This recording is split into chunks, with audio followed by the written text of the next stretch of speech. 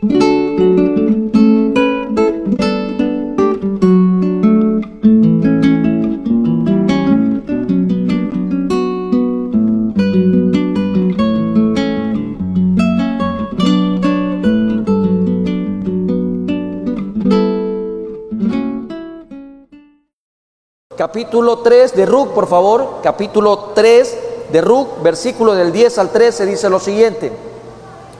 Léalo conmigo en este día. Y él dijo: bendita seas tú de Jehová, hija mía, has hecho mejor tu postrera bondad que la primera, no yendo en busca de los jóvenes, sean pobres o ricos.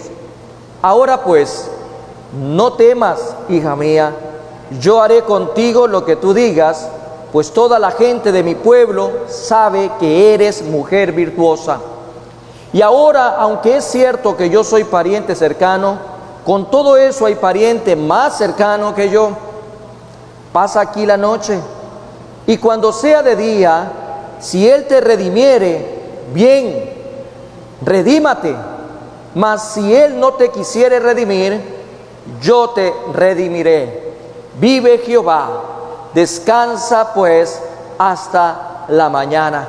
Quiero que repitas conmigo esta expresión del versículo 13 en la parte final que dice: yo te redimiré, vive Jehová, el que reina por los siglos de los siglos. Amén, amados hermanos. Seguimos entonces con nuestra serie, la fiel providencia del Eterno para su pueblo. Y hoy vamos a ver el tema número 3, que dice: la redención en Cristo por la fiel providencia del Eterno. La redención en Cristo por la fiel providencia del Eterno. Pero vamos a hacer un punto de quiebre en esta entrega número 3. Vamos a hacerlo en dos partes. Hoy vamos a ver la parte número 1. La redención en Cristo por la fiel providencia del Eterno. Podemos tomar asiento, amados hermanos. Recordando nuestra temática para el año 2021, la fidelidad a Dios es nuestro propósito. Y lo que estamos analizando a lo largo de estos domingos es aquella serie que nos invita a reflexionar sobre la fiel providencia del Eterno para su pueblo. Y vamos a hacer dentro de la introducción un pequeño repaso muy breve de los dos primeros temas. El primer tema, el impacto de las decisiones en el caminar de la vida. Y vimos tres tipos de personas, tres decisiones distintas. Y la primera era una mala decisión cuando la tomamos sin la fe en el Eterno. Y ese era el caso de Elimelec. La segunda decisión, una mala decisión cuando la tomamos con la mirada puesta en nosotros. Esa fue la decisión de Noemí.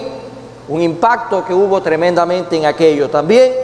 Y en ese primer tema hablamos también de una buena decisión que se enfoca en el Eterno, la decisión de Ruc. La semana anterior hablamos ya del tema número 2, la esperanza en la fiel providencia del Eterno, un enfoque muy claro a la esperanza.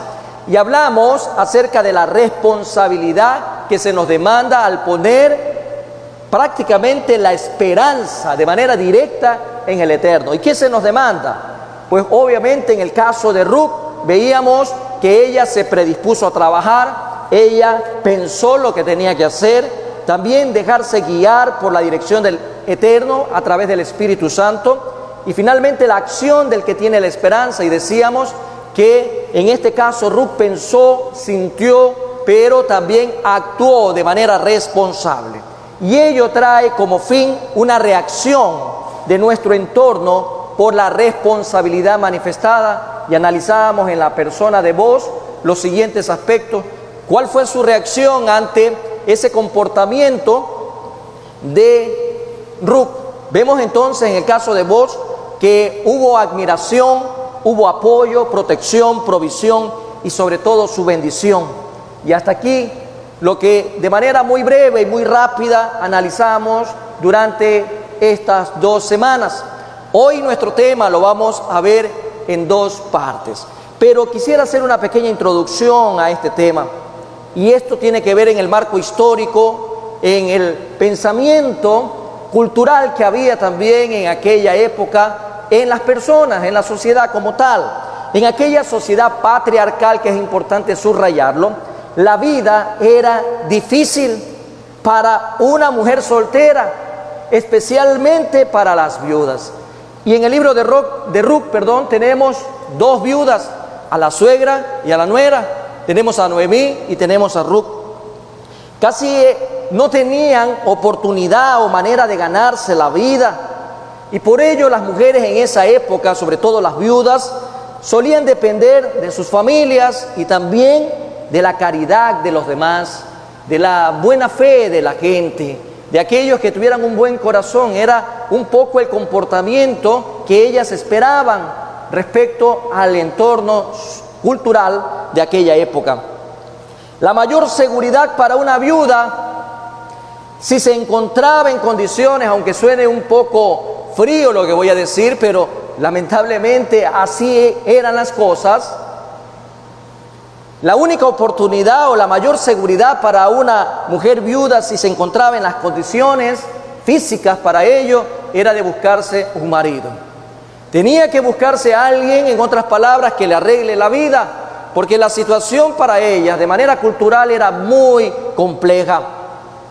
Y por ello, amados hermanos, todo esto nos invita a ver en el marco de lo que hemos venido analizando en el capítulo 1, 2, y lo que vamos a ver en el 3, es que al pasar cada uno de los días, al pasar las semanas y los meses, el trabajo esforzado de Ruth, que se componía de bastante esfuerzo, se componía de abundante también necesidad de buscar de parte de la gente a su alrededor la ayuda necesaria. Esto lo hace ver como un trabajo demasiado esforzado. Su compañía constante y la abundante provisión de Dios obraron en alguien, obraron en una mujer llamada Noemí. Y quiero nuevamente recalcarlo. El trabajo que estaba haciendo Ruth, que era muy esforzado, lo que estaba haciendo Dios de manera sobrenatural, comenzaron ya a tocar un corazón deprimido, amargado y frustrado, como el corazón de Noemí. Ya comenzó algo a moverse en este corazón, en esa manera de pensar, produciendo cambios de manera trascendental, que son los que vamos a estudiar el día de hoy. Pronto esos cambios dieron fruto, y parte de esos frutos es lo que tú y yo hoy conocemos como el Evangelio que estamos predicando. De manera consecutiva, en estos 2 domingos, el Eterno nos va a permitir conocer aspectos relevantes sobre la redención en Cristo por la fiel providencia de Él y nada más que de Él, a través del accionar en la vida de 3 personas.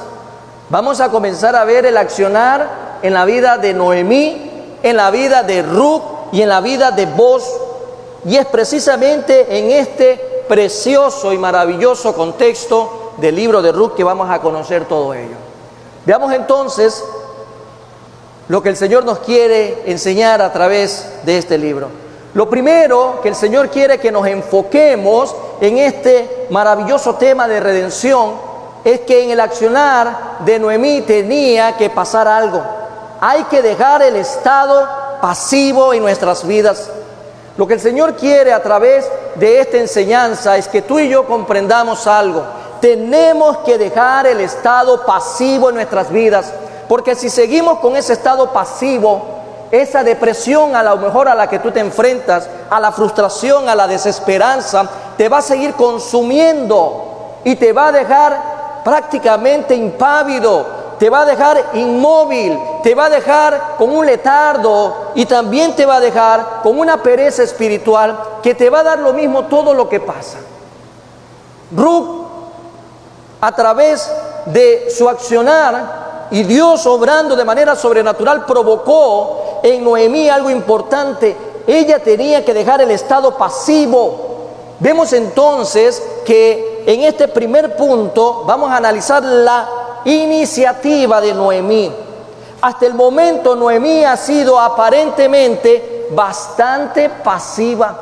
Noemí se presenta como una mujer pasiva. La única decisión que había tomado solo fue de volver a Belén por las circunstancias que se dieron alrededor de su vida. En Belén adoptó una actitud muy pasiva, si recordamos en el capítulo 2, versículo 1 de Ruc, lo siguiente. Tenía Noemí un pariente de su marido, hombre rico de la familia de Elimelec, el cual se llamaba Boz. Estaba deprimida, estaba frustrada, estaba resentida con Dios, y eso es lo que vemos en la vida de esta mujer. Y por lo tanto su actitud era muy pasiva. Una persona que anda por la vida caminando de manera decepcionada, resentida y deprimido, no vamos a esperar que sea alguien activo en la obra. No lo vamos a ver llevando el evangelio, no lo vamos a ver predicando, ni compartiendo la palabra, ni tampoco participando de manera activa en las cosas del reino. Esta mujer nos demuestra la palabra que estaba deprimida. Pero en este capítulo 3 vamos a ver cómo el corazón de Noemí comienza a cambiar. Cómo comienza a tomar la iniciativa que nos permite ver en la vida de Ruc cosas importantes también. Algo importante, el deseo de buscar el bien de Ruc. Y vamos a ver en el versículo 1 de Ruc 3. Ruc 3:1 dice lo siguiente. Después le dijo su suegra Noemí: hija mía, ¿no he de buscar hogar para ti para que te vaya bien? Después de ver a una mujer pasiva en el libro de Ruc, en el capítulo 1 y capítulo 2, vemos ahora en el capítulo 3 una mujer que comienza de manera progresiva ya a tomar otra mentalidad, y vemos en ella el deseo de buscar el bien de Ruc. Luego de varios meses de vivir del trabajo esforzado de Ruc, yo me imagino que Ruc amaba tanto a su suegra, que sin importarla, de repente verla ahí sentada, impávida, y no se movía para nada, no decía nada, pesimista, amargada y todo lo demás, Ruc trabajaba día tras día y por algunos meses, y su trabajo fue esforzado. Y eso pudo impactar en la vida de Noemí. Y luego de varios meses, ¿qué es lo que vemos? Noemí comienza a interesarse ahora por el bien de esa mujer que se estaba sacrificando por amor por su suegra. Se da cuenta que es su responsabilidad ahora de comenzar a ver un hogar para Ruc. Y lo primero que hace ver este deseo es que Ruc necesitaba su propio hogar. No era justo y tampoco era, creo yo, necesario de que Ruc siga acompañando a Noemí por el resto de su vida. Y esta mujer hace ver de que Ruc necesitaba su propio hogar. Ruc era joven, lo dice la Biblia, no podía, en este caso Noemí, darle otro hijo, pero algo sí podría hacer, en este caso, a favor de ella. Y esto fue un plan importante que comenzó a idearse en la cabeza ya de Noemí. Comenzó a idearse un plan seguramente relacionado con el trabajo que Ruc venía haciendo durante tantos meses en la tierra de Boz, en el campo de Boz. Entonces vemos a continuación de que no solamente en ese deseo hay la idea de pensar en que Ruc necesitaba un nuevo hogar o su propio hogar, sino también podemos darnos cuenta de que Noemí, con esto que hemos leído ya en el capítulo 3, quería el bienestar de Ruc. ¿Y sabes por qué? Porque creo que todo padre, porque para Noemí ya Ruc era su hija política, era alguien que después de la muerte de su marido, después de la muerte de su hijo, Ruc estuvo con ella día y noche y renunció a todo una tradición, cultura, pueblo y familia por acompañar a su suegra Noemí. En tal sentido, Noemí ahora quería el bien de Ruc, y podemos verlo en Deuteronomio 4:40, un poco el pensamiento que tenía Noemí para ese momento. Deuteronomio 4:40 dice lo siguiente: ¿cómo piensa esta mujer? Y guarda sus estatutos y sus mandamientos, los cuales yo te mando hoy, para que te vaya bien a ti y a tus hijos después de ti.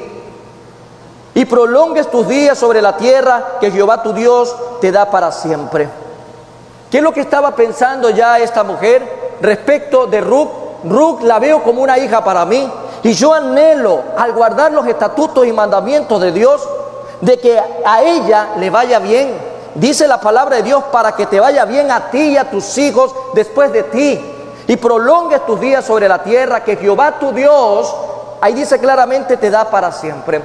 Ya en la manera de pensar de Noemí comenzó a haber un cambio importante. Comenzó a acordarse de aquellas promesas, comenzó a acordarse de lo que Dios había prometido a su pueblo, y lo complementamos con el Salmo 128:2 que dice: cuando comieres el trabajo de tus manos, bienaventurado serás y te irá bien. En este deseo, amados hermanos, que vemos en el corazón ahora de Noemí, esta iniciativa que ella toma, podemos darnos cuenta que Noemí estaba pensando en Ruc. Noemí estaba pensando en el bienestar, pero desde el punto de vista humano. Estaba pensando en que Ruc necesita su propio hogar. Estaba pensando de que Ruc necesita estar bien. Y en medio de eso, Noemí nos hace ver que su pensamiento se dirige a que Ruc esté bien en todo el sentido, pero desde el punto de vista natural y humano. Pero Dios, el Eterno, el que es omnisciente, Él estaba en cambio pensando en el bien espiritual de Ruc, y sobre todo en un plan de enorme importancia mundial. El pensamiento de Dios era distinto al pensamiento de Noemí cuando se trata de Ruc. Mientras Noemí piensa en las cosas de este mundo natural y humanamente hablando, Dios en cambio con otro pensamiento está obrando sobre la vida espiritual de Ruc en un plan de trascendencia mundial a través de la historia. Y lo podemos ver cuando se cumple, y quiero referenciar lo que dice Isaías capítulo 55, 8 y 9 para ustedes en esta mañana. Referencia de Isaías 55, 8, 9 que dice: porque mis pensamientos no son vuestros pensamientos, ni vuestros caminos mis caminos, dijo Jehová. Y versículo 9 dice: como son más altos los cielos que la tierra, así son mis caminos, más altos que vuestros caminos, y mis pensamientos más que vuestros pensamientos. Los pensamientos de Dios son más altos que los nuestros, amados hermanos.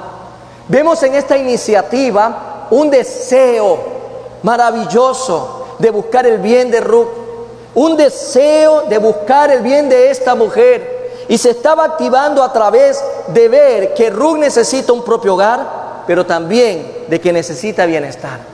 Pero Dios iba más allá del pensamiento de Noemí. Por un lado, esta iniciativa entonces tiene un deseo, pero ahora podemos darnos cuenta de que también hay algo en un accionar importante dentro de esta motivación ahora que Noemí tenía, y es la orientación. Ahora no solo deseo esto, ahora te voy a orientar.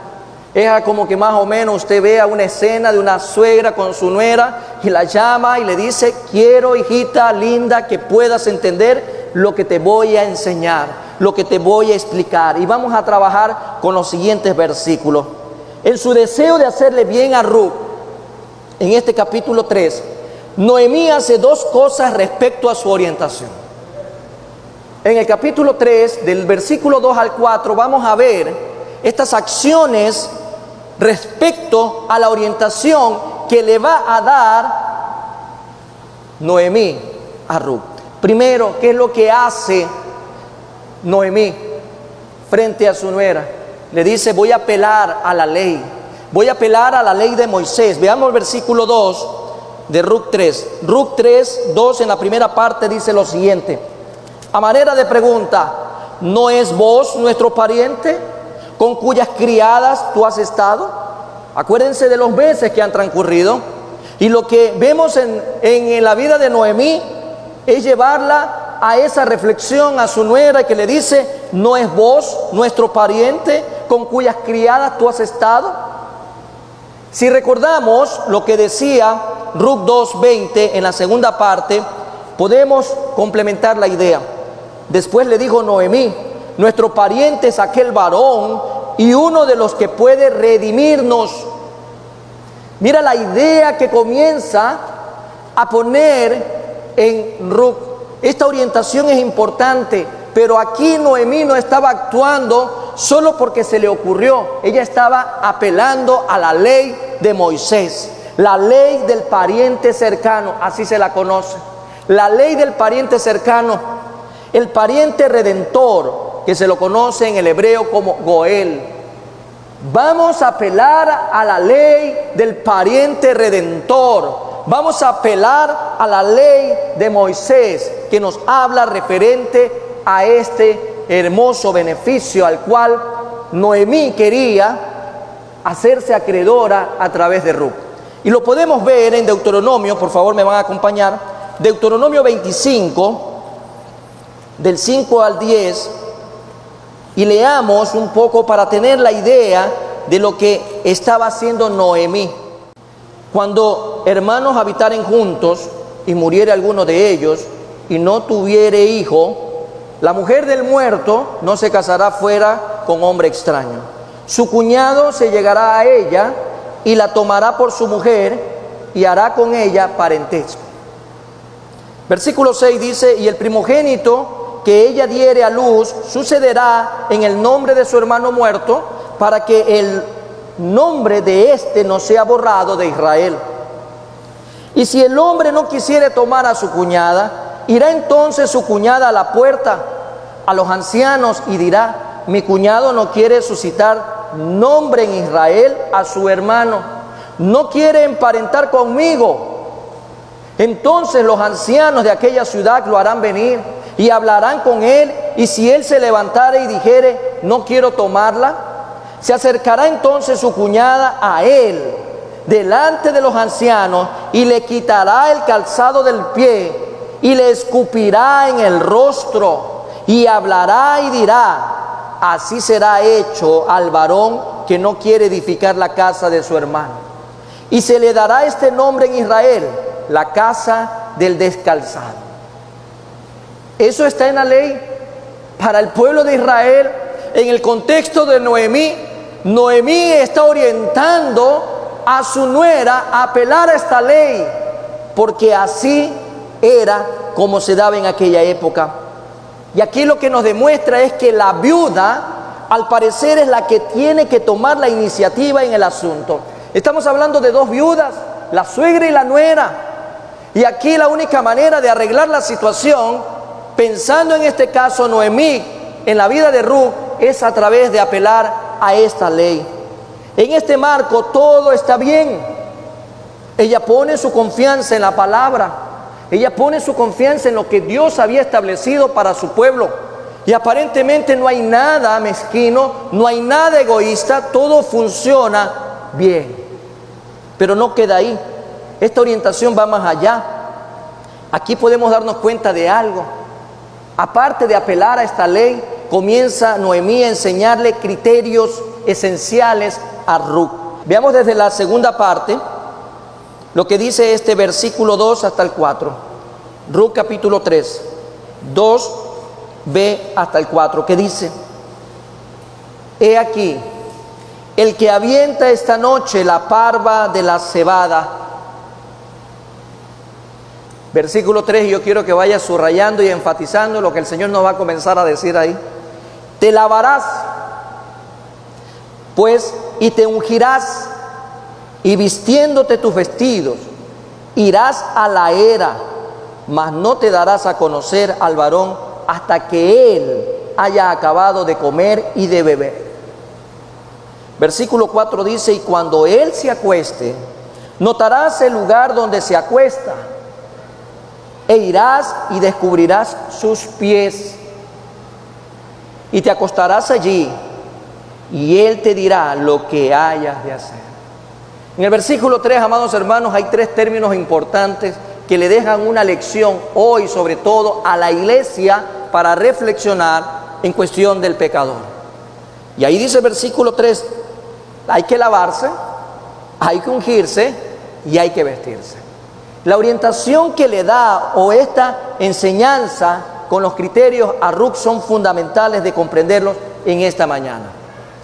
Noemí le dijo a Ruth que esperase hasta que hubiera terminado la fiesta religiosa y la instruyó para qué, para que de ahí le dijera a Booz que ella quería que él fuese su pariente redentor. Según la ley, la viuda toma la iniciativa. Según la ley, estaba en lo correcto, aunque para nosotros en estos tiempos suena fuera de toda comprensión desde el punto de vista social de que una mujer tome la iniciativa. Culturalmente para nosotros es opuesto a lo que se enseña en aquella cultura de esa época. Hasta este momento Ruth no había hecho nada al respecto. Había 4 cosas que Ruth debía hacer, 4 recomendaciones que le había enseñado de manera directa a su suegra al apelar a la ley de Moisés. Creo que estas instrucciones constituyen hoy por hoy una figura importante y relevante del pecador que viene a Cristo. Veamos entonces cuáles son estos 4 pasos que le enseña la suegra a la nuera. Y el primero, dice el versículo 3, Ruth, por favor, tienes que lavarte. Hay que lavarse. Y hay que lavarse bien, amados hermanos. Hay que lavarse bien. Cuando llegamos al Señor Jesucristo para recibir la salvación, según lo que explica el apóstol Pablo, ¿qué ocurre? ¿Qué ocurre? ¿En qué condición usted llega ante Cristo? ¿En qué condición había llegado Ruth ante vos? En el caso de Ruth, ella era una buena trabajadora, trabajaba de sol a sol, era una mujer que se había, discúlpenme el término, se había sacado el aire durante todos esos meses trabajando. Al final del día ella tenía que hacer algo que le habían recomendado. ¿En qué condiciones habrá ido ella? Imagínese la temperatura, imagínese el polvo, imagínese la condición de la persona, si era que sudaba mucho o no sudaba mucho. No podía entrar así nada más, ella tenía que lavarse. Y por eso la suegra lo primero que le dice es: lávate, no vayas a entrar de otra manera. Y lo mismo le pasa al cristiano antes de venir a Cristo. En su condición de pecador llega con todos esos malos olores de la vida sin Cristo, de esa vida ajetreada sin Cristo Jesús, de una vida que lo ha llevado de tumbo en tumbo y de fracaso en fracaso, espiritualmente hablando, y también de manera material en muchos de los casos. Gente que se ha revolcado con el pecado, que se ha metido en el fango con los cerdos, que se ha metido a comer todo tipo de lavaza. Es más o menos una analogía que podemos ver en el pecador también. Cuando vamos al libro de Tito como referencia, capítulo 3, versículo 5, se nos habla de lavamiento y utilizamos esta figura para poder entender y comprender lo que ocurría en el tiempo de Ruth. Y dice el versículo 5 de Tito 3 lo siguiente: Él nos salvó, no por obras de justicia que nosotros hubiéramos hecho, sino por su misericordia, por el lavamiento de la regeneración y por la renovación en el Espíritu Santo. Solo así, amados hermanos, podemos llegar a esa nueva vida, la vida que aspiraba Ruth y la vida que aspira todo pecador en Cristo Jesús, solo por medio del lavamiento. Y lo podemos ver en Isaías 64, 6b, que nos hace comprender con una mejor idea aquello. Isaías 64, 6b dice lo siguiente: todas nuestras justicias son como trapos de inmundicia. Todo lo que nosotros vivíamos en Cristo es inmundicia. ¿A qué usted le llama algo inmundo? ¿A qué usted le llama inmundicia? A algo que realmente está fuera de todo pensamiento de rectitud, de coherencia, de higiene, de limpieza, etcétera, etcétera. Y la Biblia lo dice: todas nuestras justicias son como trapos de inmundicia. Por tal motivo el Señor le dijo a aquel fariseo, acuérdense, llamado Nicodemo: por más que fueres buena persona, por más que hayas sido un buen religioso, por más de que hayas hecho esto, lo de acá o lo de allá, de nada te sirve si no vuelves a nacer. Necesitas un nuevo nacimiento. Necesitaba un baño espiritual también Nicodemo, si recordamos aquella historia, es decir, el lavamiento de la regeneración. Por eso el Señor también dijo en Juan 3:7, solo estoy referenciando estos textos: no te maravilles que te dije, os es necesario nacer de nuevo. El nacimiento tiene que ver con ese lavarse, con el lavamiento de la regeneración. Se trata de experimentar un nuevo nacimiento espiritual. De otra manera, nadie podrá entrar a la presencia de Dios si no hay ese lavamiento de la regeneración por medio de Cristo Jesús. Nadie puede entrar a la presencia del Padre si no entra lavado por la sangre de Cristo Jesús. En tal sentido, amados hermanos, nadie puede salvarse sin convertirse en una nueva criatura unida a Cristo Jesús. Ninguno de nosotros, nadie en esta vida, a través del tiempo, puede entrar a la presencia del Padre sin el lavamiento de la sangre de Cristo Jesús. Volviendo al relato de Ruth, se le dijo que como había estado trabajando, como estaba durante todo ese tiempo en el campo, me imagino que había mucha suciedad en sus manos, había de repente suciedad en su rostro, de repente el cabello lo tenía reseco con algo de polvo, o quién sabe con qué otras cosas en la cabeza.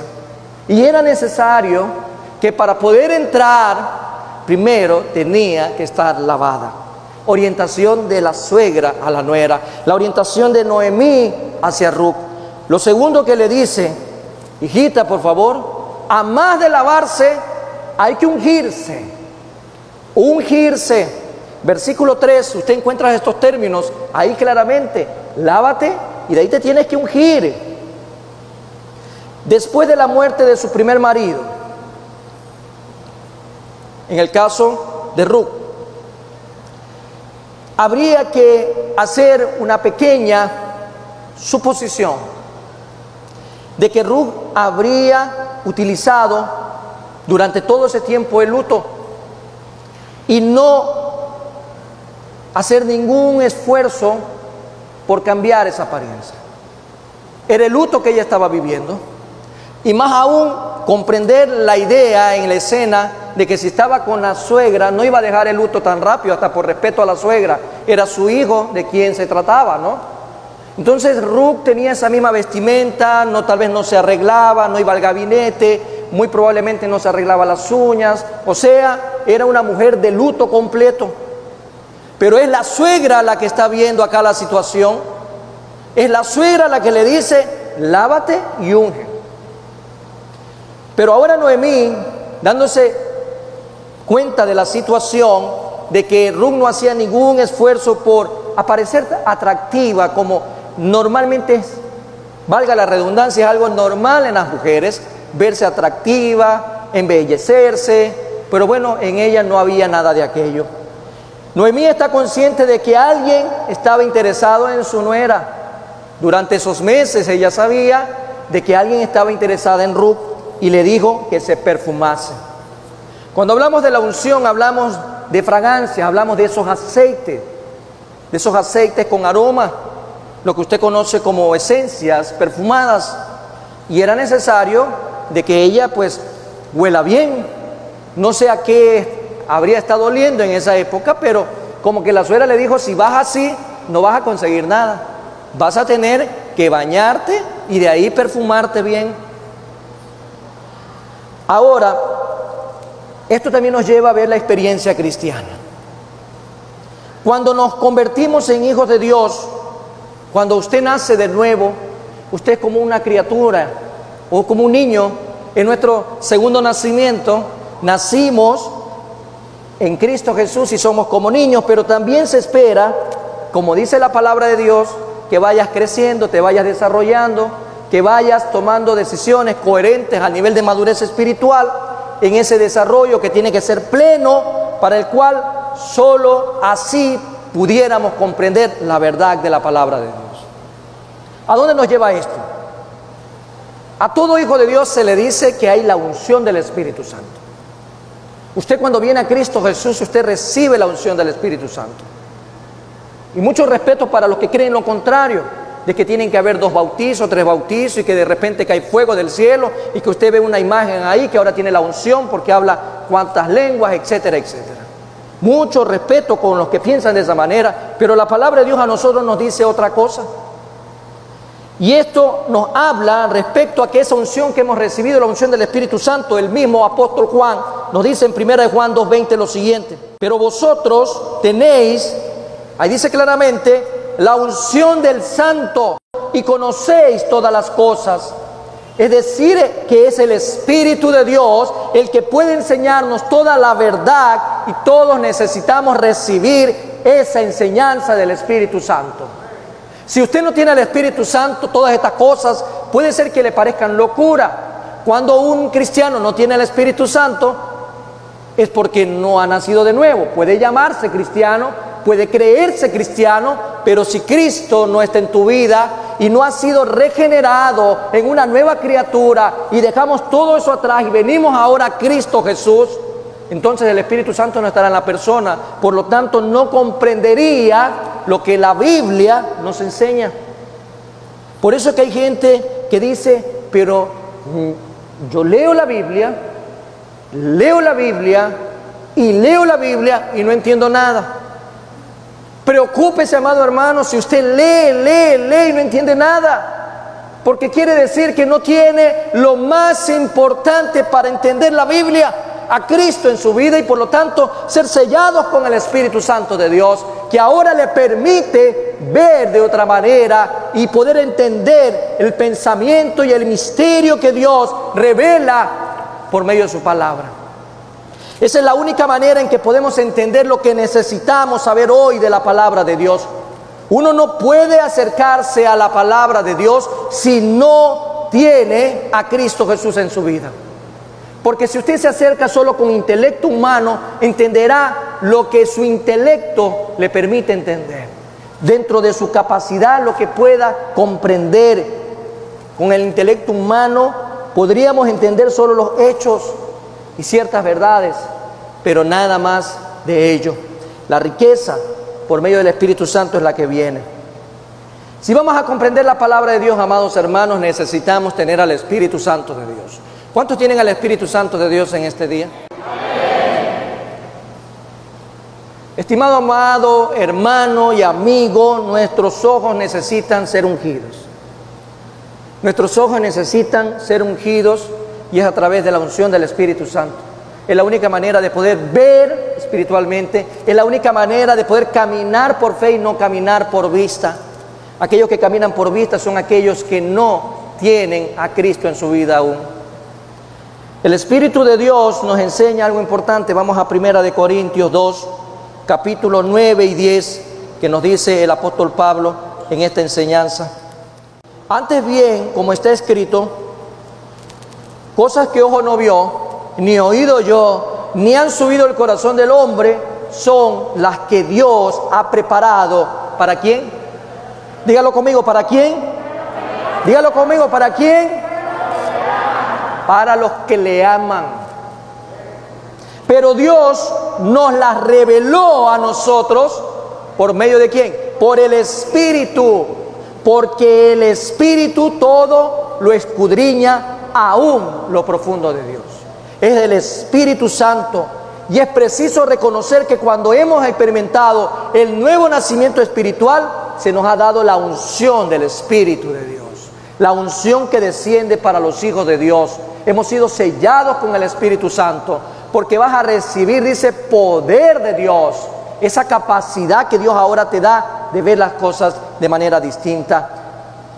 Ahora, esto no quiere decir en ningún momento, bueno, es que como tengo al Espíritu Santo que me enseña todo, ya no necesito aprender nada más, ya no necesito estudiar.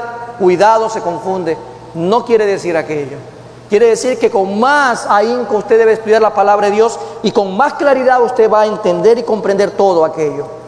Todos nosotros a lo largo del tiempo nos hemos beneficiado de lo que hermanos antes de nosotros, teólogos, estudiosos de la Biblia, han podido establecer grandes aportes para poder comprender mejor ciertas enseñanzas o doctrinas. Y gloria a Dios por aquello, pero ni siquiera ellos mismos pudieran a nosotros hacernos entender si no tenemos al Espíritu Santo. Si no tenemos al Espíritu Santo, amados hermanos, ni ellos ni toda la riqueza didáctica del pasado pueden iluminarnos a comprender la palabra de Dios. Por eso necesitamos la unción. Así es, amados hermanos, en el relato que hemos visto. Históricamente, se le dice primero a esta mujer, es importante lavarse, pero es importante ungirse, y ungirse para poder ver de otra manera. También le recomienda Noemí a Ruth lo siguiente: ponte el mejor vestido. Ponte el mejor vestido. Qué lindo, ¿no? Qué suegra más hermosa, ¿no?, que pudo haber encontrado Ruth. Vaya a bañarse, vaya a perfumarse, pero vaya a cambiarse la ropa. Póngase el mejor vestido. No se ponga cualquier vestido, póngase el mejor. En otras palabras, debía quitarse esa ropa de luto. Debía quitarse esa ropa que traía tristeza, que representaba su vida vieja. Esa ropa que representaba todo el pasado, la tristeza, el dolor, la desesperanza, y ponerse ahora un vestido de fiesta, un vestido distinto, un vestido nuevo.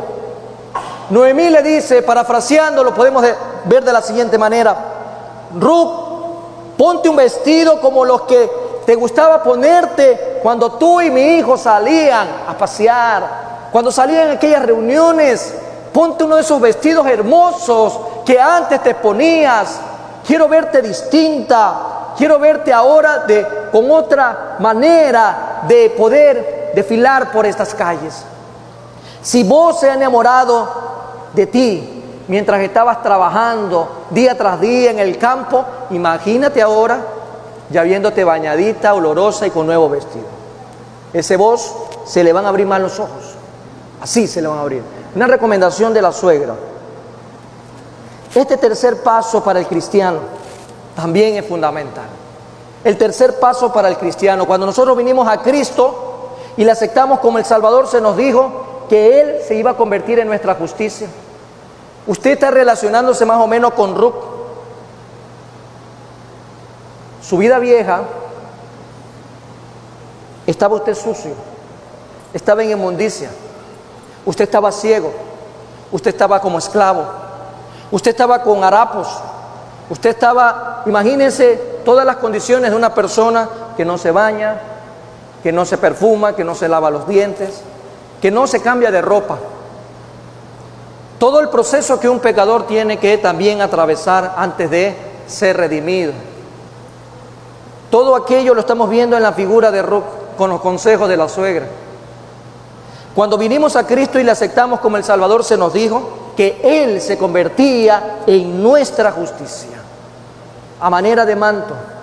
No solo quitó nuestros pecados, no solo nos regeneró convirtiéndonos en hijos de Dios, sino que nos impartió nueva vestimenta, nos traspasó su propia justicia, porque nosotros no tenemos ninguna justicia en nosotros mismos.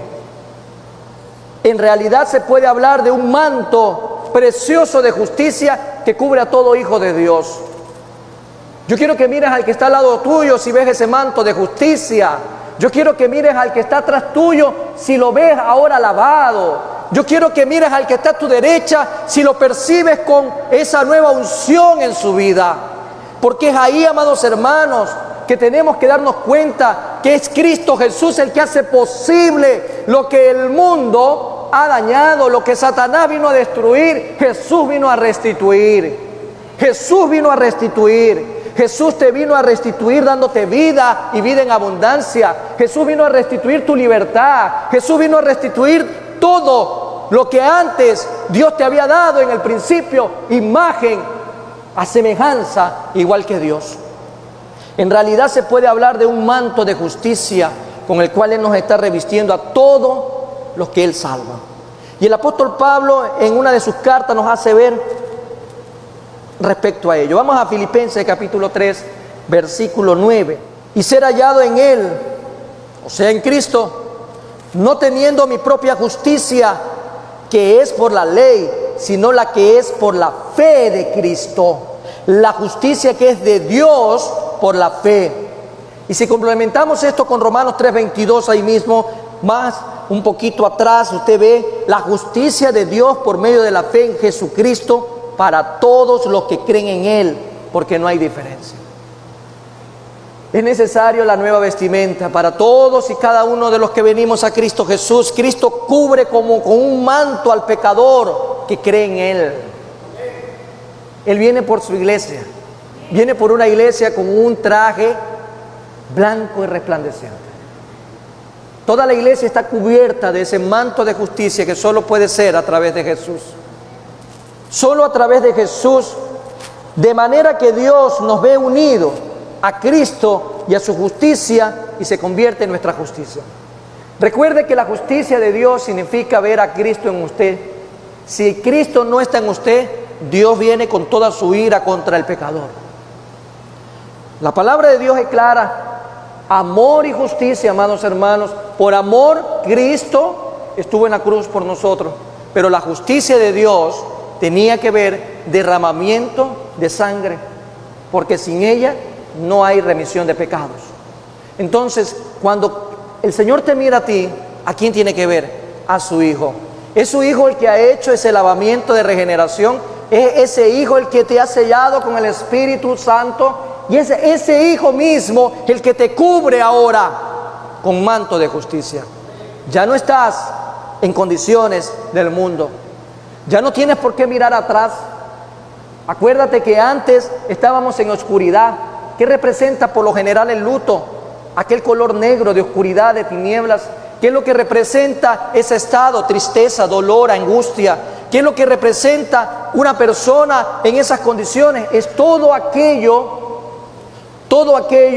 contrario a lo que Dios ha establecido. Pero por último, amados hermanos, la cuarta recomendación que le hace Noemí a Ruth. Esta cuarta recomendación es que Noemí le aconsejó lo siguiente: que se dirigiera a la era. Mucha atención, te vas a dirigir a la era y le vas a decir a vos que quería tenerle a él como su pariente redentor. De acuerdo a la ley, la viuda toma la iniciativa. Es la viuda. ¿Qué era una era? En aquel entonces es un espacio de tierra muy amplio, en condiciones en las cuales se podían ejecutar obras para el sembrío y la cosecha, en este caso de minerales o de cereales.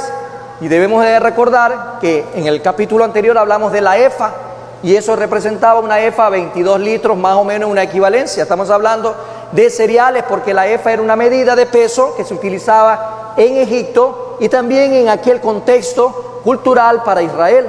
Entonces, cuando vayas al terreno, cuando vayas a aquel campo, a la era la recomendación. Así que ahora estamos en la era. Una de las leyes extrañas de aquel entonces hacia, en este caso, a lo que estamos viendo, hace necesario que Ruth se le declare a vos. Bueno, a mí no me ocurrió eso. No sé si a alguno de los varones le ha ocurrido que su esposa se le haya declarado. En ese contexto, Ruth tomaba la iniciativa. Ruth tenía que ir allá y declarársele a vos, aunque era muy obvio de que vos estaba enamorada. Imagínese, según lo que vemos, y usted puede volver a analizar los capítulos anteriores, él estaba ya enamorado. Es obvio aquello, y hacía una posición difícil. Había una posición difícil para vos, media comprometedora. Ella era viuda y él sabía que ella tenía que tomar el paso. Él no podía ir y decirle: me gusta, si quiero llevarte como mi esposa, te voy a pedir en matrimonio, te voy a desposar, o cualquiera de estas acciones. No podía hacerlo, él tenía que esperar. A él se le mordían ahí las lenguas, las palabras. Quería decirle algo, pero no podía. La ley no le permitía. Por muchas semanas vos había estado caminando por los campos con Ruth, como esas historias románticas. Se contuvo lo mejor que pudo, sin declarársele a aquella mujer que le atraía, porque sucedía que había otra persona. Hay otro pariente más cercano que vos, y eso complicaba más la situación, e incluso si vos tomaba la iniciativa podía empeorar todo en contra de Ruth y se venía el plan abajo. no podía hacer aquello. Vos pues tenía que esperar hasta que Ruth decidiera. Ruth tenía que decidir, tomar la iniciativa, y que ella quería que él fuera su pariente redentor, que él fuera su Goel, de acuerdo a la cultura. Noemí pues instruyó a Ruth que fuera a la era y que le dijera a Boaz cuáles eran las intenciones a través de las acciones que ella tenía que realizar.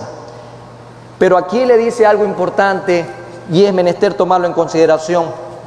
No vas a hacer nada hasta que termine aquella acción o celebración de comer y beber. Usted se pregunta, ¿por qué le dijo que se ponga a los pies también? ¿Por qué no se puso al lado? Usted pudiera decir, esto es muy machista. ¿Por qué no se puso en la cabeza? ¿Por qué no se le tiró encima? ¿Por qué no se le puso abajo? ¿Por qué le manda a ponerse a los pies? Imagínense esos pies, que no creo que hayan sido tampoco agradables, por mucho dinero que haya tenido, por muy rico que haya sido. Y sobre todo le dice, espera, no interrumpas esa acción de gracia por la cosecha que habían tenido. No interrumpas el beber y el comer. Tienes que esperar el tiempo prudente. No hay que interrumpir en ese sentido. Y se hace necesario seguir ahondando, porque es muy importante este punto. Es el paso que debe dar el pecador. Todo pecador debe dar ese paso. Y no quiero que esto se vaya a malinterpretar, pero mucha gente asiste a la iglesia. Mucha gente pide membresía en las iglesias. Mucha gente hoy en día dice, yo soy parte de una iglesia o parte de una congregación. Es aquello lo que nos hace ver algo importante, pero nunca, en muchos casos, esa gente le ha dicho al Señor, yo quiero que tú seas mi Salvador. De nada sirve ir a una iglesia, ser miembro de una iglesia, identificarse como miembro de una iglesia, si no le dices a Jesús que sea tu Salvador y Redentor. Figurativamente hablando, nunca ha ido a la era como Ruth a decirle o a reclamarle, yo quiero que tú seas mi Redentor. El Señor sí dice en su palabra, de tal manera amó Dios al mundo que ha dado su unigénito Hijo en la cruz de Calvario, para que todo aquel que creyera en el Hijo, que creyera que murió en la cruz, sea su Salvador, y esa persona nunca más pueda haber muerte, sino que ahora es vida eterna. Pero si este es un regalo, si esto es un ofrecimiento de Dios, ¿qué tiene que hacer usted? Usted tiene que ir a la era, usted tiene que presentarse delante de Dios, ante su misma presencia, postrarse ante los pies de aquel que es el creador de todo y decirle, yo quiero que Jesús sea mi Salvador. No seamos más miembros, no seamos más estadística, sino que seamos familia de Dios, porque hemos recibido a Cristo Jesús como el único Salvador suficiente y personal. Mi estimado hermano y amigo, ¿alguna vez usted le ha pedido a Cristo que sea su Redentor? Usted le ha pedido a Cristo que sea su Redentor. Usted ha ido y se ha puesto a los pies de Cristo y le ha pedido, Señor, yo voy a poner mi rostro en el piso. Yo voy a llorar, voy a clamarte y te voy a pedir que seas mi Redentor. ¿Usted le ha dicho eso al Señor? Usted está lavado, está ungido y está vestido con nuevas vestiduras. Usted le ha dicho, Jesús, tú eres mi Redentor, tú eres mi Salvador, tú eres el único. La fe debe de ser activa, amados hermanos, y no una fe que se ejercita desde afuera, no una fe que se ejercita, bueno, yo soy cristiano, bueno, sí, de lejos, ¿qué tal, cómo van? Ahí va, pueblo de Dios, aquí estoy.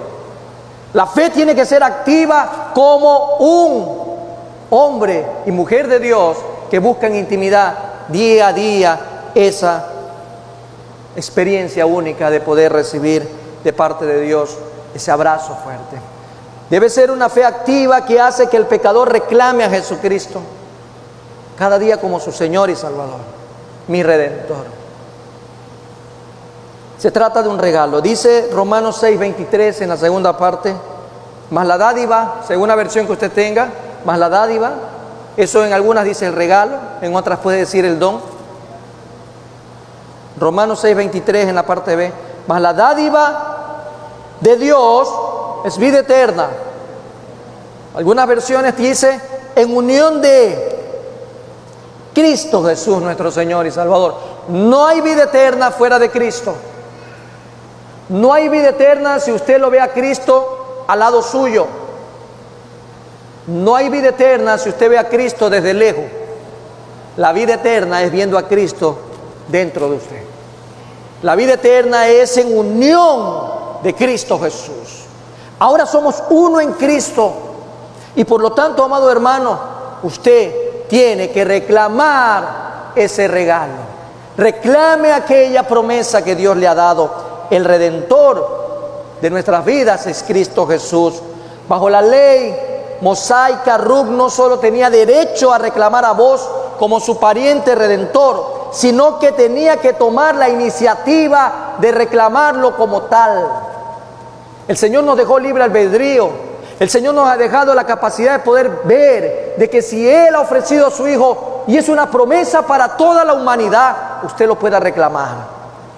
El incidente de lo que estaba ocurriendo se daba nada más y nada menos y tomando lugar, formando parte de la cadena generacional de aquellos eventos que tenían que ver con la venida de Jesucristo a redimir, a salvar lo que se había perdido, a rescatar todo aquello que el enemigo había tomado. Estaba ocurriendo y naciendo en Belén, donde precisamente ocurrían estos eventos analógicos para entenderlos y compararlos con lo que venían siglos después. Por lo tanto, y como lo hemos leído en Ruc, fue instruida por Noemí para tomar la iniciativa. Y decía hace un momento, ¿por qué no se ponía a los pies? ¿Por qué no se ponía, a un lado en la cabeza? Dice que la cultura para aquella época, los hombres se tenían que acostar en forma de radios de rueda. ¿Usted ha visto una rueda? Hay una parte central y ahí son rayos, así en manera de rueda, alrededor de la era de todo el campo para proteger el grano de algún merodeador que pudiera tratar de robarse el grano durante la noche. Por lo tanto, le dice ella, ubica dónde está acostado Boaz, porque los pies de Boaz iban a estar para afuera, la cabeza iba a estar para adentro. Y por eso era necesario de que ella vaya y debía ir al lugar preciso de Boaz donde se había acostado y acostarse a sus pies. Allí debía extender el manto de Boaz, aquel manto que nos cubre, para que más o menos la escena es y se puede entender. Ella estaba pidiendo, se estaba humillando, y postrarse ante los pies es humillarse. Postrarse ante los pies es rechazar todo lo que somos y buscar la cobertura y buscar también el abrigo, el refugio y la protección. El mensaje que Boaz entendía en ese momento es: esta mujer ha venido a mis pies, quiere protección, quiere mi refugio, quiere que yo la redima. Eso es básicamente lo que representaba todo ese contexto de la orientación esencial que Noemí le estaba dando a Ruc. Ahora vemos la iniciativa de una mujer que antes había estado pasiva.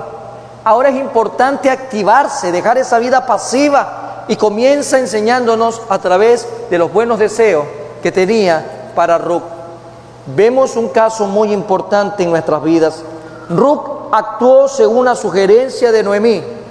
Fue una manera discreta y humilde de proceder. Amados hermanos, todo este hermoso recorrido, y solo es la primera parte de la redención. Quiero que en este momento tú te pongas de pie. Quiero que cierres tus ojos y que lo que hemos visto hasta el momento, en esta primera parte, le pidas al Espíritu Santo que te guíe en una oración que debe de llevarte a la reflexión en esta mañana. Podamos ver delante del Señor ese mensaje para nuestras vidas.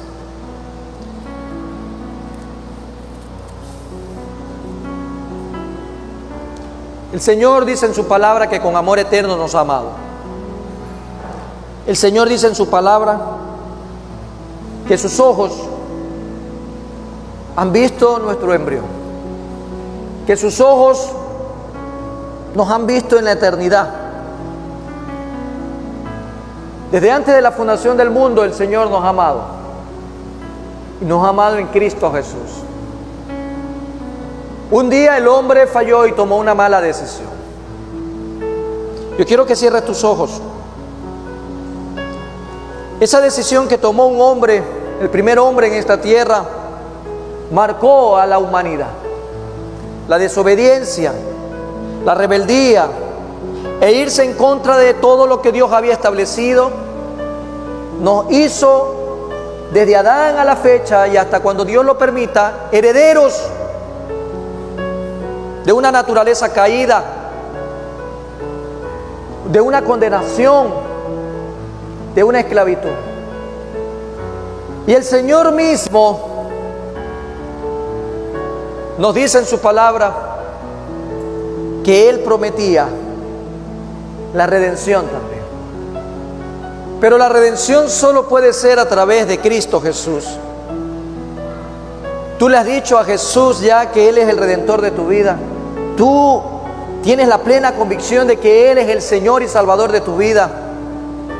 Hoy el Señor nos ha tratado de ir enseñando a la luz de su palabra que la redención en Cristo viene por su fiel providencia para su pueblo. Todo aquel que ha recibido a Cristo Jesús se ha hecho acreedor a esta promesa. Todo aquel que ha venido a los pies de Cristo Jesús y lo ha recibido como el Señor y Salvador de su vida, sabe las condiciones en las que se encontraba. Condiciones de inmundicia, condiciones de ceguera, de esclavitud, condiciones en donde nuestras vestiduras eran como trapos malolientes, haraposos. Todo aquello quedó atrás. Todo aquello quedó atrás. Por eso, amados hermanos y amigos, hoy el Señor habla a nuestras vidas. Yo no sé cuál es tu condición, pero sí sé algo, amado hermano, que Cristo te ama, que Dios te ama de una manera maravillosa y que en esta mañana el Espíritu Santo ha estado tratando en la vida de cada uno de nosotros. Tal vez ya tienes a Cristo Jesús, pero has tenido de repente un desliz, has caído en pecado, has deshonrado a Dios. Y hoy es la oportunidad que Dios nos da para pedir perdón por nuestros pecados, por nuestras ofensas. No manchemos la nueva vestidura que se nos ha dado. No nos ensuciemos nuevamente con las cosas del mundo. No tenemos por qué regresar a aquella vida vieja, aquella vida de luto, aquella vida triste, amargada, sin esperanza. Hoy en Cristo Jesús, a través de su redención, Él nos enseña que sí es posible. Que sí es posible caminar limpio. Que sí es posible caminar con la unción del Espíritu Santo. Que sí es posible caminar con nuevas vestiduras. Que dejemos todo atrás. Esas cosas viejas quedaron atrás. He aquí todas son hechas nuevas en Cristo Jesús. Amado hermano y amigo, hoy es el día donde en tu vida tiene que haber, o bien nacer de nuevo en Cristo Jesús, o bien, si ya naciste en Cristo Jesús, ponerte a cuentas con Él. Pongámonos a cuentas con Dios. Pongámonos a cuenta con aquel que nos dice: venid confiadamente ante el trono de gracia y yo os haré descansar. En el nombre de Cristo Jesús, gracias Padre, Hijo y Espíritu Santo de Dios. Te alabamos y te bendecimos. Te damos honra y gloria por los siglos de los siglos. Te damos a ti la honra, la gloria y el honor. A ti, Señor, te servimos. A ti te alabamos. Oh Padre eterno, Padre de bondad y Padre de misericordia. Gracias, Padre, Hijo y Espíritu Santo de Dios. Gracias por este tiempo. Gracias por la oportunidad maravillosa que nos has dado. Gracias, Padre, porque hoy hemos recibido alimento espiritual. Hoy hemos recibido, Señor, esa palabra tuya. Hoy hemos recibido, Señor, la administración del Espíritu Santo. Gracias, Señor, porque la unción tuya, Señor, está sobre cada uno de tus hijos. En el nombre de Jesús de Nazaret, la honra, la gloria y el honor es solo para ti, mi Dios y mi Rey. En Cristo Jesús, Señor nuestro. Amén y amén. Dios bendiga su vida, amados hermanos.